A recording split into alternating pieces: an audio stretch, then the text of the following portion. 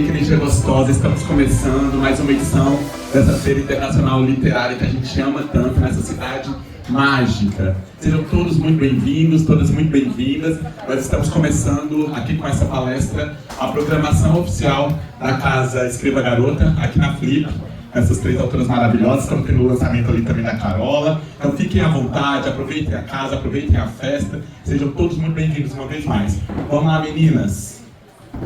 Muito obrigada, Rubinho. Então, da parte nossa também, de nossa parte também, um super bem-vindo a vocês. Muito obrigada por prestigiarem essa nossa palestra, essa nossa mesa de debate sobre o fio invisível que nos une. É o fio da ancestralidade, isso já vou adiantar para vocês. E quando me pediram para falar sobre esse assunto, eu fiquei, falei, o que eu vou fazer? Eu não sou geneticista, geneticista. Eu não saberia, enfim, como colocar para você a coisa sem ser científico, Que eu sou química, afinal de contas, eu cresci na química, trabalhei como química há muitos anos. Mas, sabe, é diferente quando a gente tem que conversar sobre o assunto. E depois da química, eu fui fazer aquilo que eu sempre amei, que é contar histórias.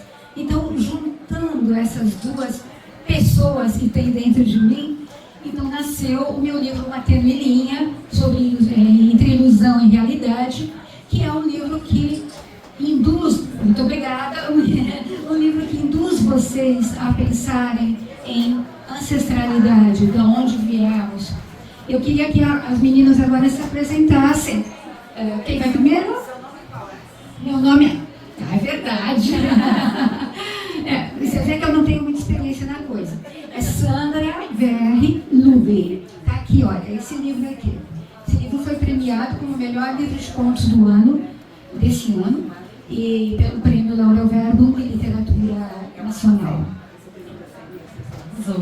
Boa tarde, gente. Para quem está chegando agora, tem dois lugares aqui na frente, se vocês não quiserem ficar em pé, tá? Mas então, assim, tem dois ali também, fiquem confortáveis. Eu sou a Amanda Bento, eu sou gerente de projetos, trabalho no corporativo há mais de quase, sei lá, muitos anos, não vou revelar a minha idade, eu tenho um pouco dessa coisa de ser meio vampiro. Eu também sou escritora há muitos anos e eu estou lançando aqui na Flip meu livro Garganta, Contos de Amor e Morte. São livros que eu reuni nesses últimos 10 anos, desde que eu parei de escrever com pseudônimo na internet.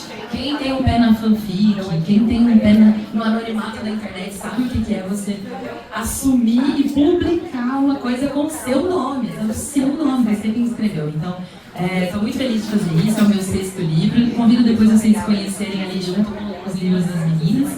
E esse livro também é sobre o Cerrado. Eu sou de Minas, sou do interior de Minas Gerais, e alguns contos aqui servem para contar a história da minha ancestralidade do Cerrado, em forma de terror doméstico, em forma de terror feminino, e enfim, eu vou falar muito mais sobre isso. Obrigada.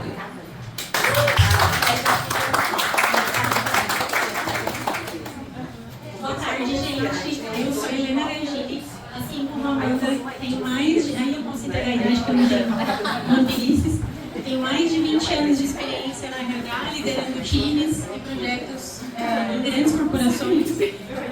E isso me levou a escrever Os Fatores Humanos na Produtividade Organizacional. Ele é resultado dessa experiência e da minha dissertação de mestrado, que fala justamente dos fatores que a gente tem nas empresas e que realmente são os responsáveis pelos resultados. Muitas vezes a gente olha uma linha de custo, muitas vezes a gente olha uma linha de resultado puro, mas a gente esquece de olhar o ser humano ali que está no meio desse processo todo, que está trabalhando e gerando esse resultado. E quando a gente não tem resultado, ou tem resultados pequenos ou não suficientes para a gente, quem que é o responsável? A gente vai falar disso também. Então, tem uma...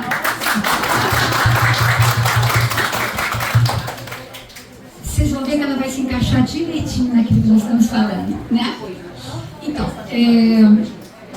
eu queria começar com uma frase que é super fácil da gente falar, mas é muito difícil de compreender. e de responder, sobretudo responder. A frase é: o que faz de nós quem somos? Né? Isso é uma... Se você quiser sentar aqui, pode ter lugar, tá? Eu queria propor que a resposta não está só na genética, ela não mora nas histórias que nós contamos, mas ela... Imaginem um fio. Vocês imaginem esse fio que une eu, a Helena, a Amanda e todos vocês. Um fio invisível. Você não corta, você não toca nele. É a partir desse fio que tudo se inicia. É um fio entre as gerações, entre os tempos e entre os mundos. Agora vamos dar uma olhadinha em cada um desses possíveis fios. Tem o fio da genética, que é a genética e a herança. E a ciência, ela diz que a gente tem um fio, uma biblioteca. A gente carrega uma biblioteca inteira dentro de nós, através do nosso DNA. É uma biblioteca invisível, né? Formada pelas experiências, pela vivência e por tudo aquilo que nós, de uma certa forma, vivemos. Estou falando de ciência aqui, tá? Não é esotérico, não é religioso, é só científico. Sai aqui dentro do nosso sangue, das nossas veias, pulsa essa biblioteca invisível, que vai proporcionar a cada um de nós a possibilidade de enfrentar uma determinada situação que se apresenta, cada um de um jeito diferente. Tá? Nós sabemos que quando acontece qualquer problema, né, no trabalho, qualquer problema entre nós, que aparece algo na vida da gente, cada um de nós vai responder de uma certa forma. E essa certa forma, ela tem origem nessa biblioteca invisível que nós carregamos. Eu gosto desse tema genética e herança, porque quando você nasce ali no Triângulo Mineiro, no interior de Minas Gerais, em terra de Guimarães Rosa, agora terra de Carla Madeira, né? As referências são difíceis de você achar na biblioteca. Assim, beleza, você tem Guimarães Rosa, maravilhoso. Mas aí você vai ler, é muito, Machado, adoro. Mas aí ele fala da Lapa, no Rio de Janeiro. E eu criança, então, como eu me encaixo nessa história que geograficamente passa em outro lugar? E eu tô ali na roça, eu tô afastada, né? E eu falo muito disso no meu livro, porque a herança, por mais que ela tá no nosso sangue, ela também, ela também nos guia para fora disso. Você mostra para mim, Sandra, essa ilustra? Isso. Esse livro, né, ele tem um conto que se passa em Araxá, que é uma das cidades próximas da minha cidade, e é o resumo de todas as lendas que eu escutei. Enquanto na cidade o médico opera o milagre, a universidade forma a pessoa, na roça é a benzedeira, na roça é o santo expedito. Então, crescer nessa ausência de símbolos que eram próximos da minha realidade quando eu era criança. E vir para as metrópoles, e aí sim ver esses símbolos, me fez ter vontade de contar essas histórias. Então, a herança não é só a biblioteca que a gente tem no nosso sangue, né? Mas também é aquela que a gente consegue tocar com símbolo, com histórias, etc. Então você comentando me fez lembrar muito disso. É isso aí, é isso mesmo. E comentando um pouco aqui do que vocês duas falaram, né? Quando a gente fala, Sandra, que você traz a herança, a biblioteca e tudo mais, né?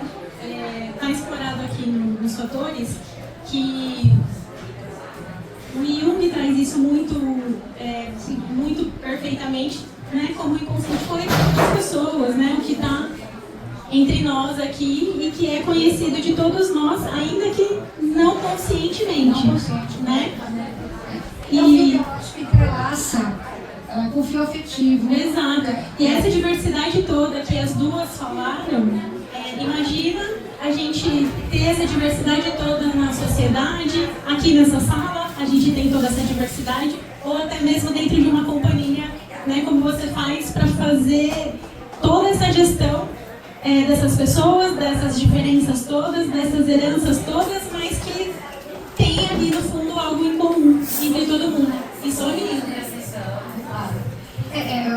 a criança que vê uma fotografia antiga e reconhece o sorriso dela, o sorriso da bisavó que ela nunca viu na vida, isso até arrepia. No meu caso, arrepia. Eu falo isso e as minhas costas estão se arrepiando. Mas é isso que acontece. Você olha para alguma coisa e fala, isso é meu, né?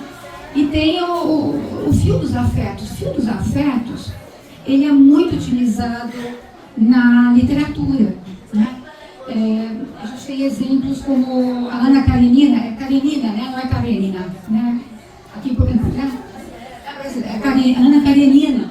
A Ana Karenina, ela tinha uma solidão, um amor que movia ela muito, a solidão da Macabea, né? Que é bem parecido, o ciúme do Dom Casmurro. Então, esses fios dos afetos, eles são invisíveis, mas eles determinam destinos. Por exemplo, não sei se quem já leu aqui A Hora da Estrela. A Hora da Estrela tem a Macabea, que é o fio invisível de esperança, né? Mesmo quando tudo parece que está perdido. A Ana Karenina é um fio de paixão que vai arrastando ela para o abismo. E o Bentinho do Dom Casmurro, que é prisioneiro de um fio de ciúme, né? Que nunca se rompe. A gente também é feito desse fio. E o abraço que nós damos, a saudade que sentimos, a palavra que escolhemos, que guardamos dizer em um determinado momento, né? Se esse fio enforca, se esse fio começa a prejudicar, te faz tropeçar, você tem que lutar contra, apesar de você não conseguir vencer, porque é uma coisa que é teu, mas se está te enforcando, olha, eu ia guardar para depois, mas já que ela fez essa pergunta, tá? Vejam essa formuleta aqui, uma formulinha muito pequenininha, e que diz que nós, depois eu explico direitinho o que é isso, mas diz que nós somos muito suscetíveis ao ambiente, tá?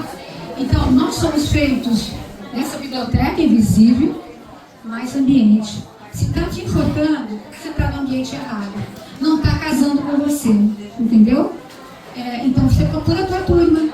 Se você procurar a tua turma, você vai ver que você deslancha. E a tua turma pode ser até tudo aquilo que é externo a você. Procura a sua turma que você cresce. Você queria dizer? Isso vale para empresas também, né? Nossa senhora, mas mais ainda. Não precisa falar mal da empresa, do chefe. Não é sua turma, não é para você, pode ser para outra pessoa, né? Mas não é para você, pode. É o fio coletivo. É o fio coletivo.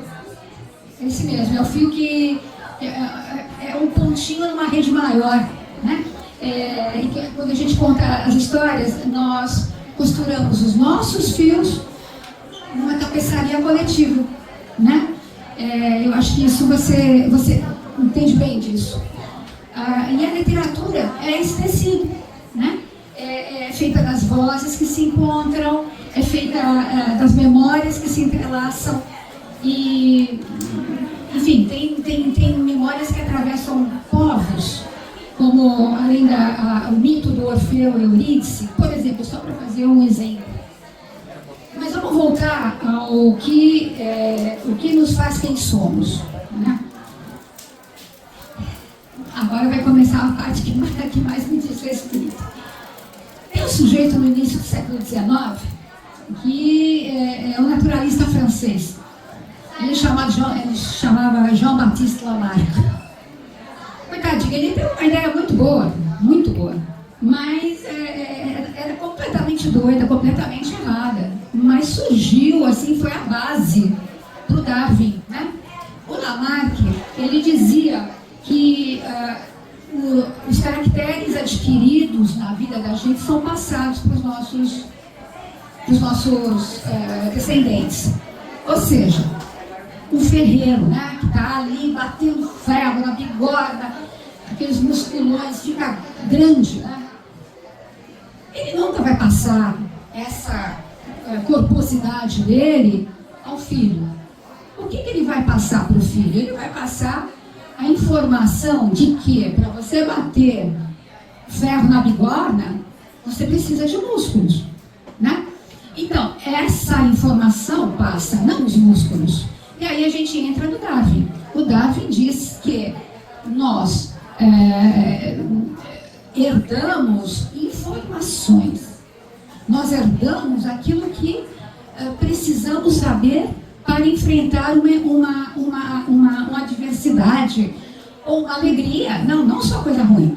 Como é que você enfrenta um casamento ou o nascimento de um filho? Cada um enfrenta de um jeito, né?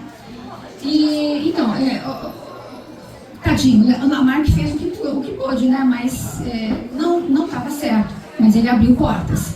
E é isso que é a ciência, é a abertura de portas. Então, agora entra aquilo que eu falei antes para vocês, que é o fenótipo, que é aquilo que você aparenta. Você é uma menina morena, com o rosto regular, né? Você é uma menina jovem, com o cabelinho todo enrolado. Isso é que você mostra para mim, né? Esse é o teu genótipo, né? Então, o fenótipo, o que ele é? Ele é o genótipo mais o ambiente. Ou seja, aquilo que você aparenta é igual àquilo que você é, mais o ambiente. E um psicólogo, agora eu não lembro o nome do garoto, mas é um psicólogo, eu acho que eu tenho o nome dele em algum lugar, sim, o Donald Hess. Ele disse, perguntaram para ele, o que é mais importante, o genótipo ou o ambiente? Então, deixa eu deixar aqui assim, eles veem. O genótipo ou o ambiente? Ele respondeu, o que é mais importante na área de um retângulo? A altura ou o comprimento? A largura ou o comprimento? Igual, um sem o outro, você não consegue ter a área. Então é isso, um sem o outro não tem você. Um sem o outro não é a Sandra, a Amanda e nem a Helena. Somos coisas diferentes. E em cada ambiente, as várias Helenas vão ser moldadas. Eu posso ser uma coisa que... Eu posso falar isso para vocês porque eu vivi há quase 30 anos fora do Brasil. Então, a pessoa que eu sou aqui não é a mesma que eu era lá. Tá? É estranho dizer isso. Cada lugar tira de você uma parte de você. Tira para fora de você uma parte de você. Então, a pessoa que vocês são aqui, se vocês estão contentes com o que vocês são, muito bem, o ambiente está sendo bom para vocês. Mas se vocês não estiverem contentes, procure, porque eu falei que eu acabei de falar para a Amanda, procura a sua tudo. Procura onde você está bem. Procura onde faz sentido e o melhor de você vem para fora, vem exposto. Esse pode mudar, né? Esse muda completamente, tá? O outro não muda, a biblioteca fica na gente, dentro da gente. Mas o ambiente faz com que você responda aqueles estímulos de forma diferente. Eu queria fazer um ponto aqui, que é com relação ao que... aquela pergunta que você fez aqui. O que faz de nós... O que nós somos. O que faz de nós o que nós somos. Né? O que faz de nós quem somos. Quem somos. É muito importante também que no ambiente onde a gente esteja, seja ele no ambiente familiar, no ambiente corporativo, que a gente entenda qual é o nosso propósito. O que a gente veio fazer aqui nessa vida? O que faz a gente ser quem a gente é e se realizar como a gente é. Né? Senão a gente vai ser medíocre sempre. Senão a gente não vai nem ser, na verdade. Né? A gente vê várias questões, né? de ansiedade, de depressão, que estão ligadas muitas vezes a lugares que a gente ocupa e que a gente não quer ocupar. Que está completamente distante do que seria o nosso propósito, da onde é o nosso norte. E às vezes, né, o nosso norte está para cá e a gente está lá. E a gente não sabe porque a gente está triste, a gente não sabe porque, né, a gente está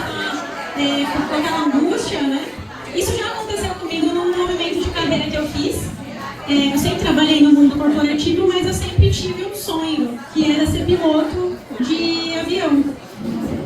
Só que na minha época, na minha cabeça era só piloto militar que servia, né? Não queria outra coisa.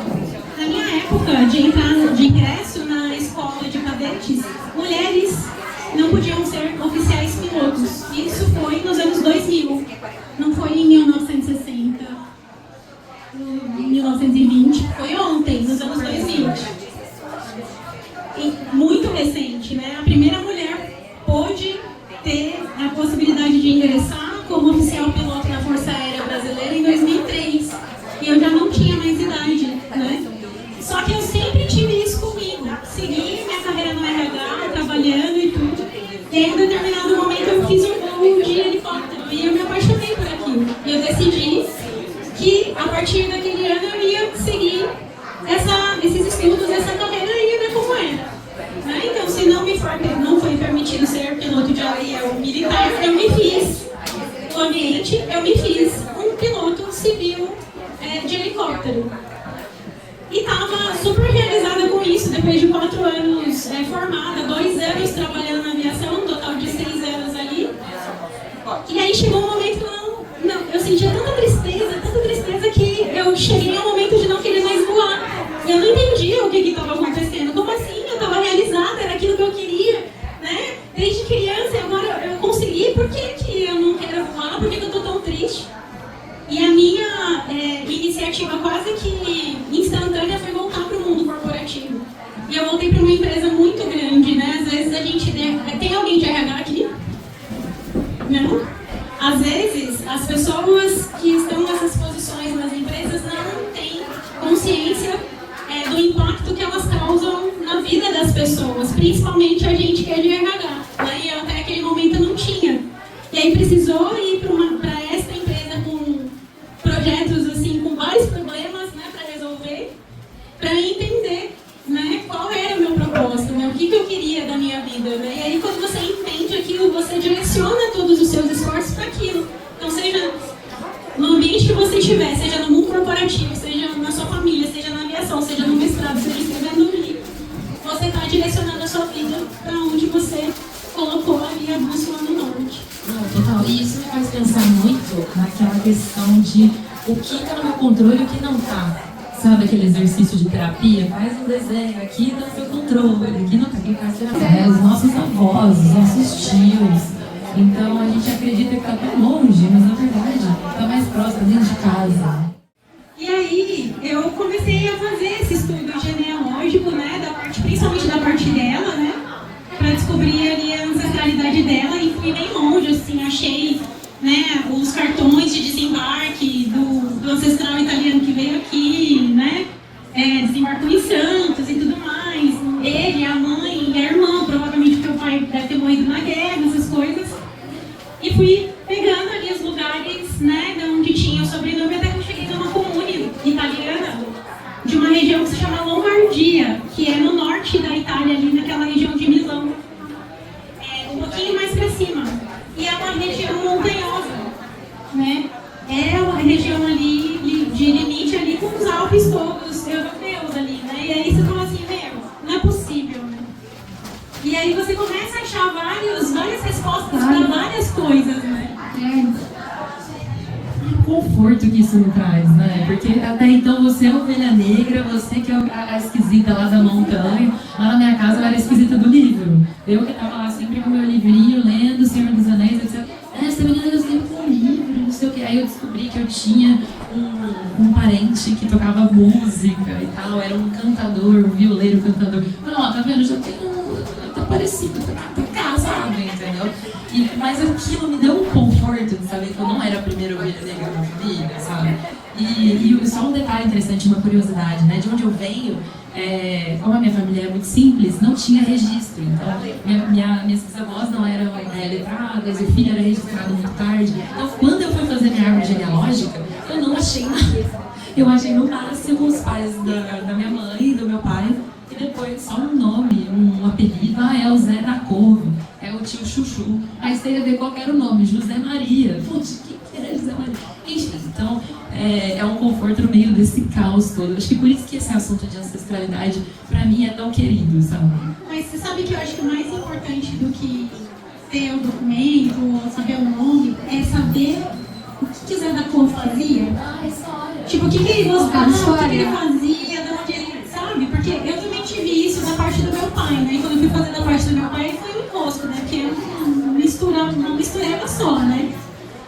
E tem gente da África, tem povos originários, tem holandês, né? Tem português no meio, você fala assim, meu Deus, né? E você é esse potinho aí. um potinho cheio de coisa, né? Diferente. Cheio de fenótipos, né? Mas era isso, né? Quando eu fui perguntar pros tios, aí os tios começavam a brigar. Não é assim a história é desse jeito aqui. Mas é mais importante, eu acho, do que juntar documentações e tudo mais, é saber, esse tio aqui, ele tinha isso, aí a mãe da avó tinha isso, aconteceu isso com ela.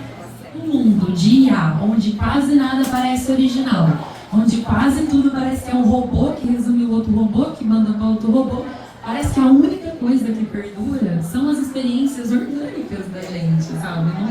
Não é aquela coisa do robô mesmo, aquela coisa do advérbio, né? Quem mexe com IA no corporativo, então, mas já sabe, tá usando um exemplo, tá usando um advérbio específico, etc.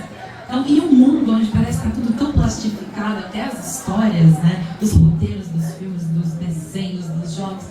Quando a gente fala de, putz, isso daqui é uma história que é da minha família, isso aqui é do meu sangue, é da minha ancestralidade, já traz um sabor a mais, fica mais gostoso.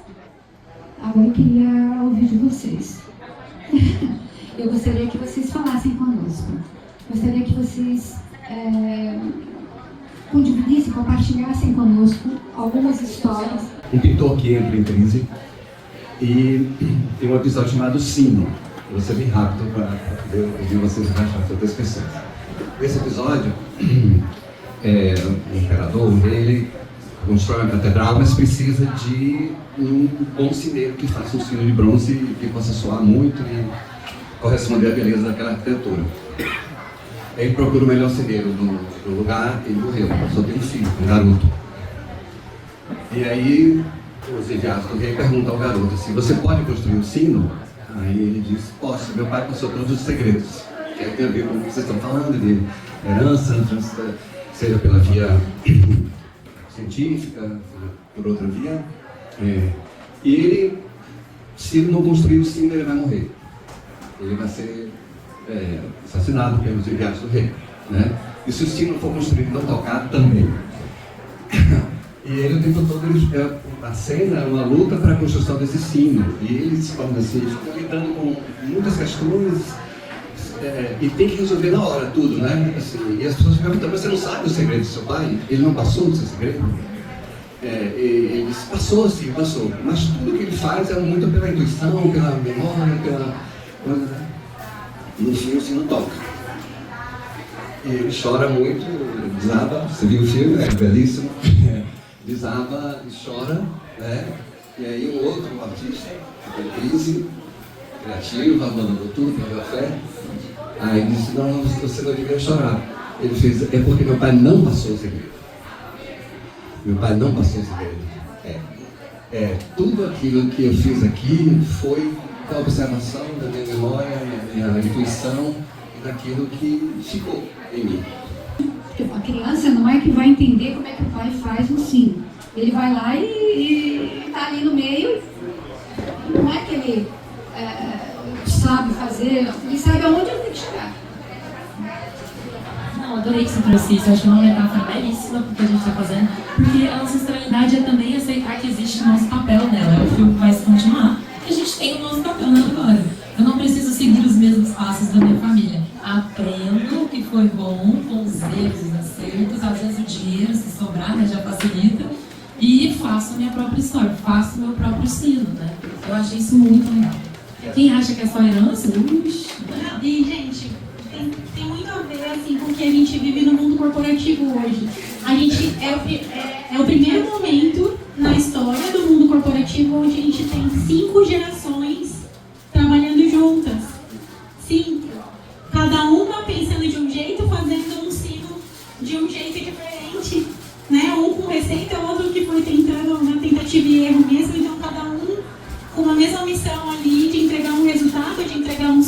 que cada um vai fazer o cílio de uma maneira diferente, porque são 5 dimensões diferentes. Olha aqui. Puxa, 5 gerações. Não se transmite. Não, é de fato. Não é transmite. Exatamente.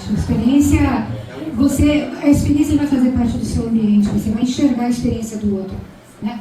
Mas as informações, não é que não passa, você aprende a essencialidade daquela experiência.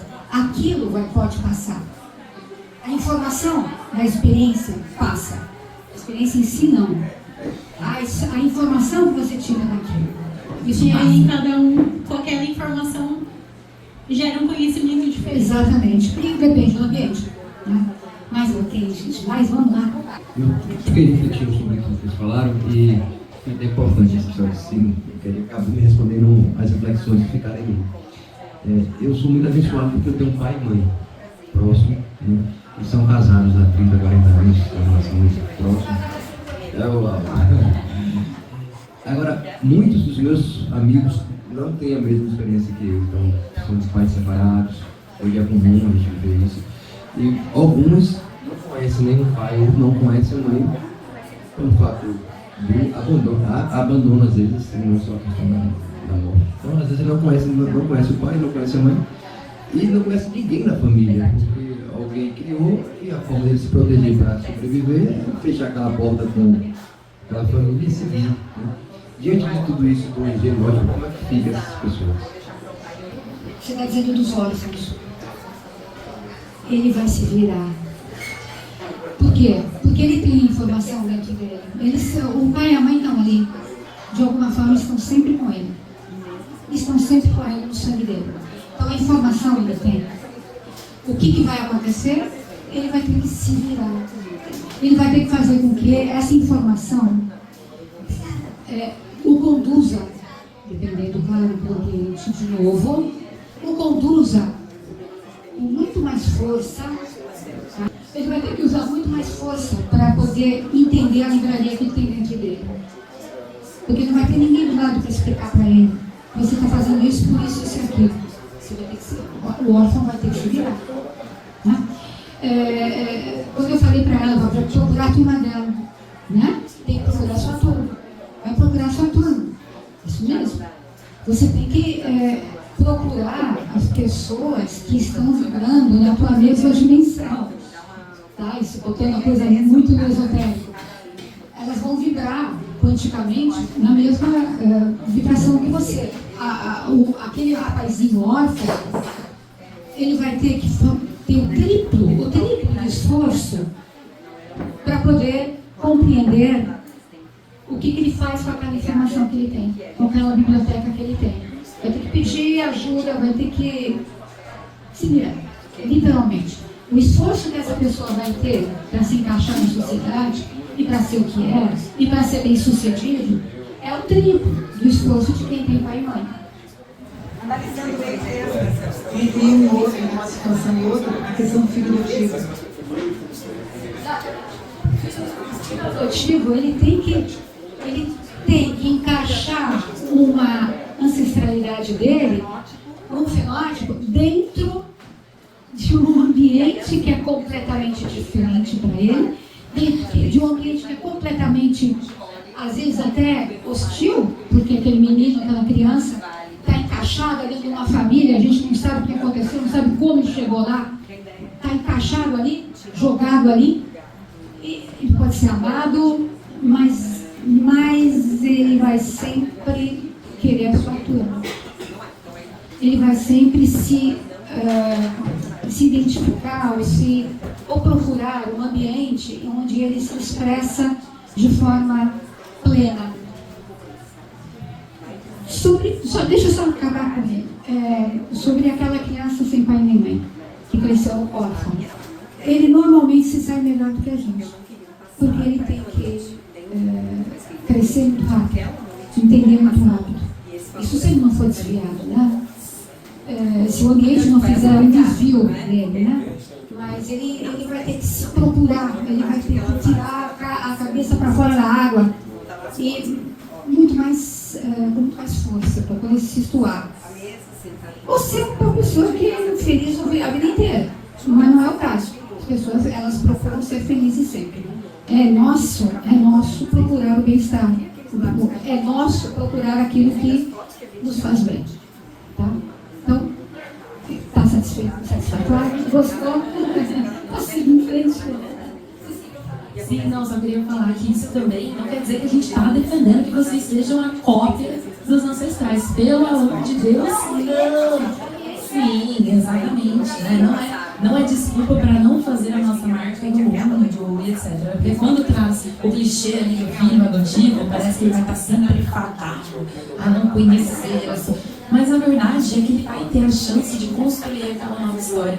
Então, o acesso à biblioteca dele talvez seja mais difícil, mas ele não deixa de ser quem ele é. Isso me lembra muito, na filosofia, da história do Kant, da tábula rasa, que nós nascemos sem ter... Nós não nascemos enviesados, né? O ambiente que forma a gente, graças a Deus. Se fosse assim, do jeito que o mundo tá, igual a gente estava falando agora, as crianças iam nascer agora tudo cibernético, tudo de IA. Eu tô doída com esse assunto, tá, gente? Mas, enfim, é só, assim, deixar bem claro que o passado nos conforta, os aprendizados do passado nos confortam, mas não justificam o nosso passado, o nosso presente e nem o nosso futuro. Nós não somos presos nisso. Leitores de Gael Garcia Marques, 100 anos de solidão, Isabel Allende, quem gosta, às vezes a Marcela Mercatino, né, nós não somos vítimas disso, não somos, a gente consegue criar o nosso próprio espaço, mas a América Latina com as veias fechadas, talvez, enfim. Não somos vítimas, absolutamente, nós somos protagonistas, tá? A gente é protagonista, não é vítima. A gente tem que entender e saber manejar. É essa a importância, é isso que nós vamos deixar, tá? É essa informação que nós vamos deixar para frente. Como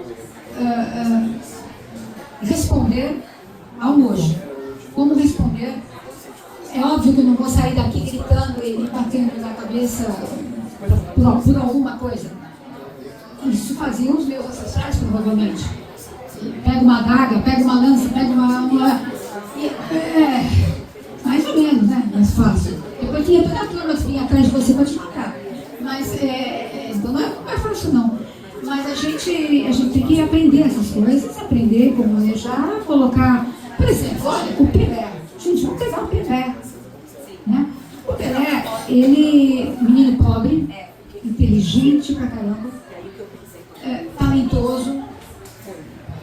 Se ele continuasse em Santos, na beira da praia, tomando sei lá o quê, água de coco, não, água de coco, tá bom, água de coco, vamos lá. Se ele continuasse ali, numa boa, assim, o que ele ia ser?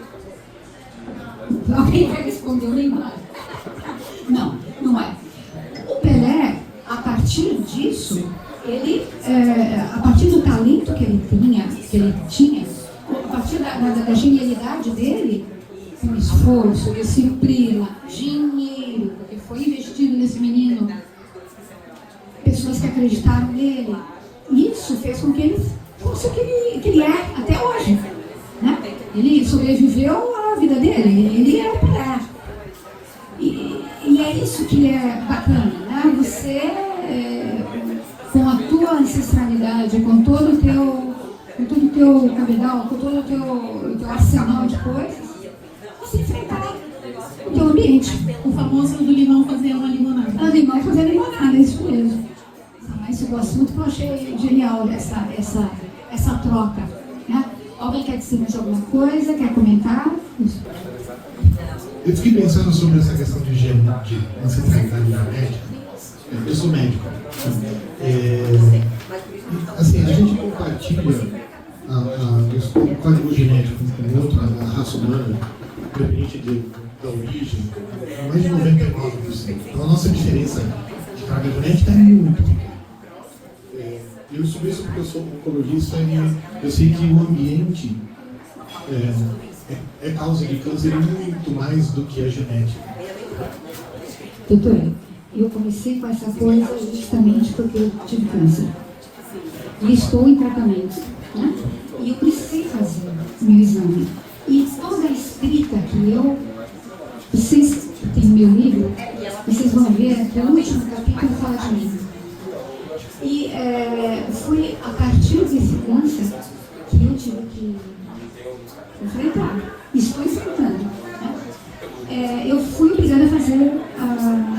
de genética. E eu notei que tudo aquilo que eu já estava escrevendo, tudo aquilo que meu livro pela metade, quando eu descobri, quando fizeram um diagnóstico, foi logo depois da pandemia, eu vi que já tinha essa linha, entendeu? É uma coisa que eu descobri depois, mas que estava ali. Desculpe eu interromper. Faz muito sentido isso. Mas assim, eu que queria refletir aqui hoje, o que faz a gente ser o que é, para mim pelo menos, está muito mais relacionado, não só no ambiente, mas a educação, a capacidade de integrar com outras linhas, e aí eu acho que o que a gente faz aqui hoje de festejar a literatura, de festejar a conexão de várias linhas de ancestralidade, de escritas e de estilos diferentes, para que a gente consiga crescer como sociedade de uma maneira muito mais rica do que depende só das histórias que a gente contou. Sem desprezar a história dos meus pais, avós, bisavós, etc. Mas a genialidade da literatura, acho que é essa. A gente conseguir ser diferente e entender diferenças entre culturas, educações e ambientes diferentes, que fazem muito mais importância do que a genética em si, ou quem a gente nasceu, que eu acho, assim, minha opinião, que acaba sendo muito mais importante. E por isso acho que não viva a literatura, os livros e o compartilhamento das histórias. Olha, doutor, é o seguinte, é igual, essa família de Darwin continua. Ela o ambiente é em igual força àquilo que nós carregamos. O ambiente, a educação, a experiência que vim passando para vocês, é tudo. O ambiente é isso. O Brasil dos anos 70, do final dos anos 60, era um Brasil diferente do Brasil de hoje. Então, eu cresci lá. Então, eu trago em mim determinadas reações que quem é mais novo do que eu não conhece. As meninas aqui não conhecem aquilo que eu vivi naquela época do Brasil. Estou falando do Brasil. Estou falando de São Paulo. Tá? Então, por exemplo, eu tenho meu novo livro. Ele vai ser um pouquinho mais, uma pegada um pouquinho mais forte. Sabe, a gente vai começando a ter um pouquinho mais de força, de confiança. Então, porque eu ganhei o prêmio, aí vai. Não pode nunca acabar a humanidade. A gente ainda tem muito que crescer. E nesse novo livro, eu conto a história de um parente nosso, né, que estudava na USP, né, e que sofreu aquela, não sei se vocês sabem, teve uma noite em que, vocês devem saber, o CRUSP, né, ele foi invadido e foi jogado abaixo completamente, né?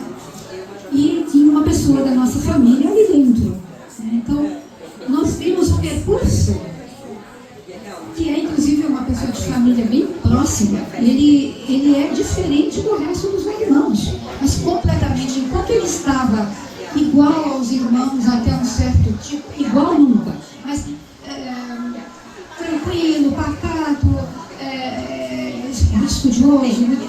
A partir do que ele sofreu ali no CRUSP, que é o centro recreativo, né, onde a gente almoçava, jantava, os alunos, né, tem alunos que moravam ali. A partir desse momento, ele mudou. E ele tem 80 e poucos anos. E ele ainda tem dentro dele aquilo, um rancor, uma dor, uma cicatriz invisível. São as cicatrizes que a gente carrega. O ambiente faz, nossa, o ambiente faz. O ambiente, ele pode acabar com você. O ambiente, ele pode fazer com que você não evolua, não dê respostas erradas. Eu, junto com meus pais, era uma pessoa, sozinha eu sou outra. Eu respondia muito mais como os meus pais esperavam que eu respondesse. Hoje não, hoje eu tenho essa forma de ser que é minha. Essa é minha. E estou passando para o meu filho. Eu vou passar para o meu filho, estou passando para o meu filho. Combina com o meu propósito, exatamente.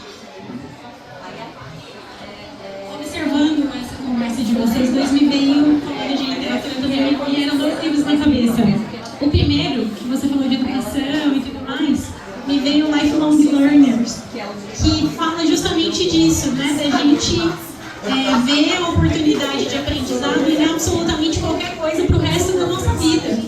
Né? Então, de estar aqui a gente está aprendendo, de conversar com alguém a gente está aprendendo, de ter uma educação formal a gente está aprendendo, de assistir um filme a gente está aprendendo, né?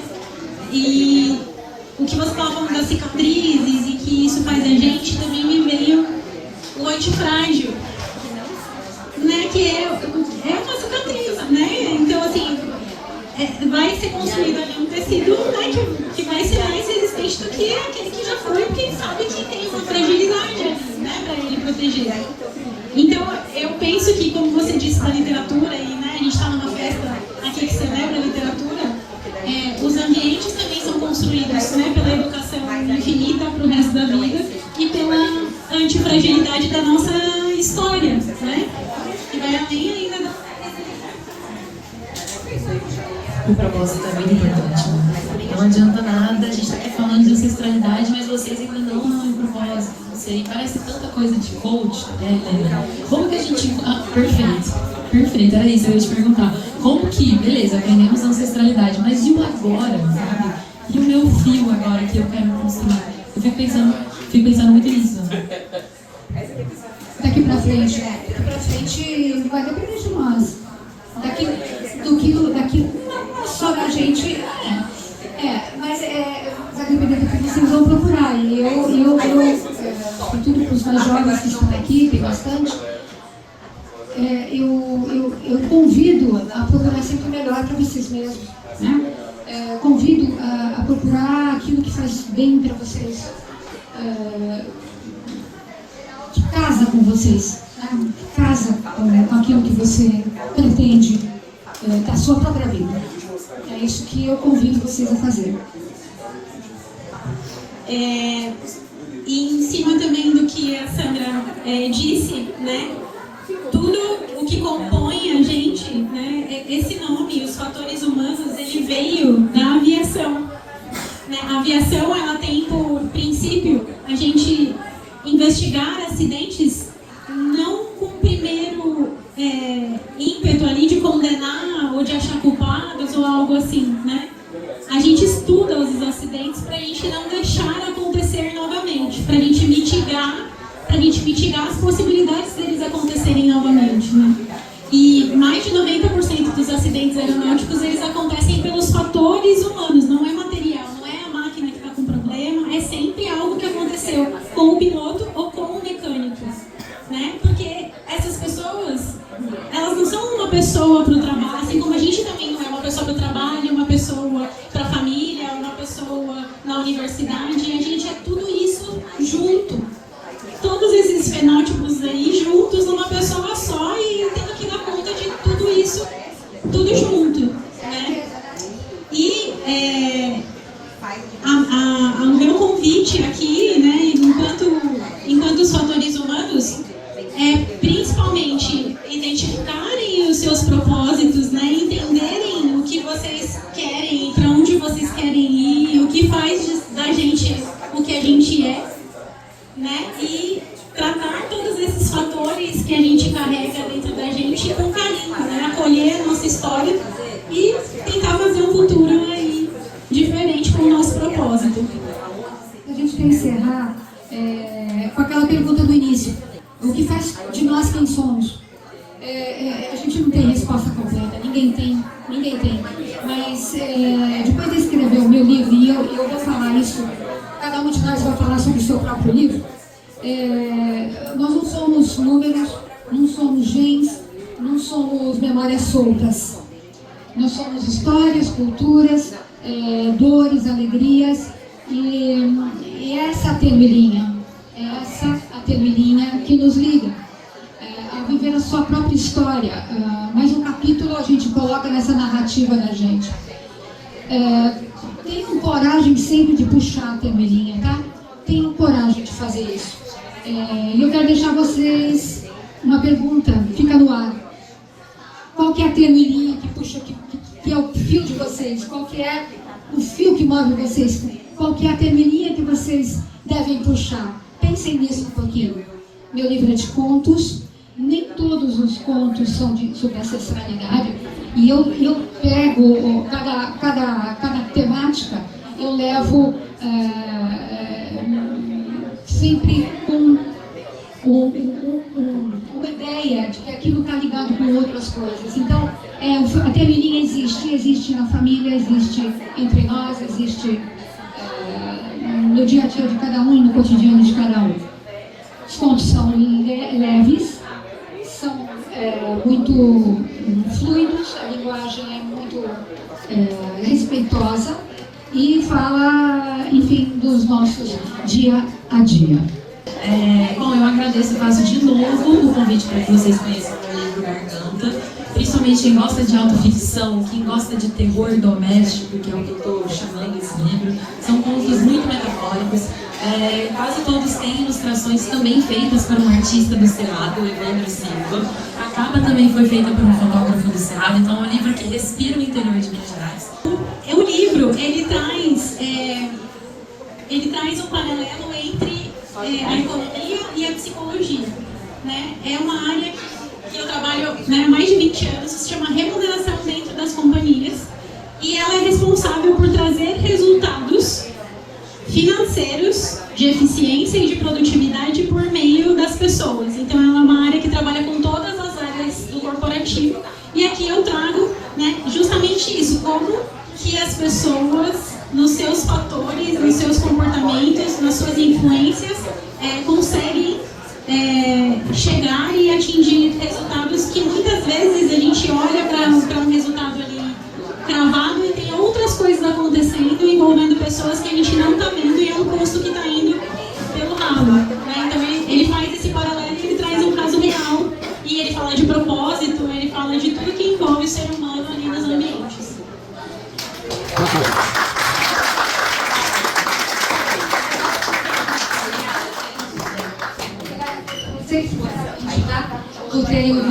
Muito obrigada. Espero que tenham gostado.